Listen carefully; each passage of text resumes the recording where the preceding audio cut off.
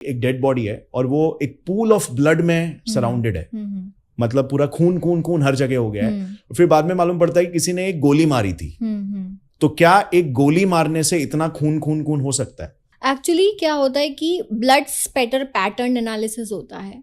तो अगर हमें कोई बॉडी मिली है या हमें सिर्फ ब्लड स्पैटर पैटर्न्स देखने को मिल रहे हैं, हाँ। तो उससे हम काफी चीजें आइडेंटिफाई कर लेते हैं। जैसे पूल मिला है ब्लड का, राइट, तो उसमें क्या पता चलता है, हमें बॉडी भी देख के पता चल रहा है, और अगर बॉडी नहीं भी है तब भी हमें सिर्फ पैटर्न्स देख के बहुत चीजें पता चल जाती हैं कि पूल है, यानी कि इसको जो है कोई शार्प ऑब्जेक्ट से तो नहीं मारा गया, कोई ब्लंट ऑब्जेक्ट से मारा गया था, जिसकी वजह से बहुत ज्यादा ब्लीडिंग कॉज हुई और इतना ज्यादा ब्लड पूल वहां पे बन गया। ठीक है, किसी ने हथौड़ा लेके मारा, हाँ, तो एकदम सर फट गया सामने वाले का, तो पूरा पूल वहां पे क्रिएट हो गया। इस टाइप की चीज, या अगर गोली मारी गई है, ठीक है, गन शॉट वुंड है, तो आपको दीवार पे जो है ड्रॉपलेट्स दिखेंगे। अब ड्रॉपलेट्स की भी इंटेंसिटी आपको देखनी होती है, डायमीटर्स चेक करने होते हैं।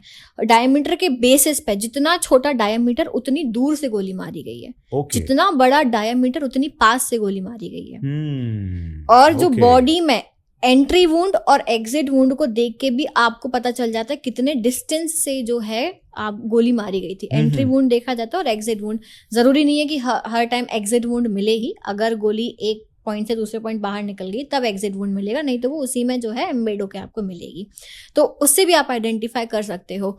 और फिर मान लो किसी को मार के उसकी बॉडी को ड्रैग करके ले गए हैं किसी लोकेशन तक, तो वो आपको ड्रैगिंग के पूरे मार्क्स दिख जाएंगे कि किस तरीके से जो है बॉडी को ड्रैग करके किस लोकेशन पे ले गए।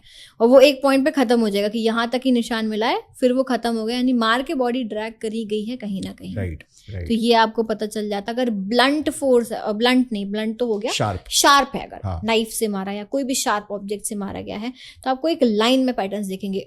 जैसे किसी ने ऐसे कट मारा, कर दिया, स्लैश करा, तो आपको उसी तरीके का पैटर्न देखने को मिलेगा, ब्लड स्पैटर पैटर्न। तो हमें समझ में आ जाएगा कोई शार्प ऑब्जेक्ट जैसे छींटे छींटे छींटे जैसे रहेंगे। हाँ, और same goes with wounds also. Different different wounds और इंजरीज देखे जाते हैं, कितना गहरा वुंड है, कैसा वुंड है, ये पोस्टमार्टम में ही वो बता देते हैं कि वुंड किस चीज से उसको जो है ये इंजरी हुई है, और किस शार्प ऑब्जेक्ट था, ब्लंट था, या किस तरीके से जो है वो इंजरी देखने को मिल रही है, कितना डायमीटर था, कितना डेप्थ था, पूरा इंजरी बता दी जाती है। तो उससे भी हमें वेपन का आइडिया लग जाता है कि किस वेपन से मारा गया होगा इसको। राइट राइट, ये अक्सर फॉरेंसिक डॉक्टर्स बता देते हैं। हाँ, कि इस वेपन से होगा। हाँ, ये हमने देखा है कि वो बोलते हैं कि इसको जो है भारी चीज से मारी लग रहा है, कोई भारी चीज से मारा गया है, या चाकू से इसको स्टैब किया गया है, और कितने बार चाकू से स्टैब किया ये भी बता देते हैं वो।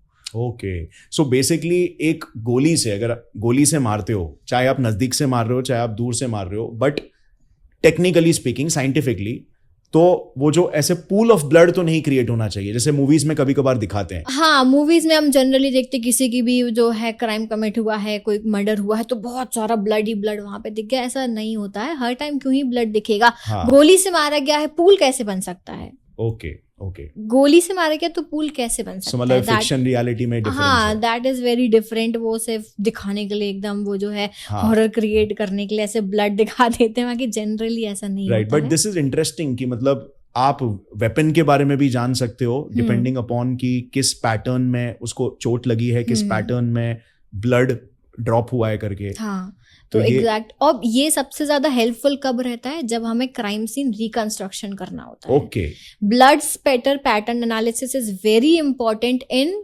Reconstruction of a crime scene. कि कितने दूर से मारा, कहाँ पे उसकी पोजीशन रही होगी, क्या पोजीशन रही होगी, कैसे मारा गया होगा, किस वेपन का यूज किया होगा। स्पैटर पैटर्न देख के हमने इतना सब कुछ प्रिडिक्ट कर लिया, डिस्टेंस प्रिडिक्ट कर लिया, अब हम उसको रिकंस्ट्रक्ट करेंगे जिससे कि हमें एग्जैक्ट आइडिया मिले। और जनरली रिकंस्ट्रक्शन उसी लोकेशन पे होता है जहां पे हमें क्राइम सीन हुआ था।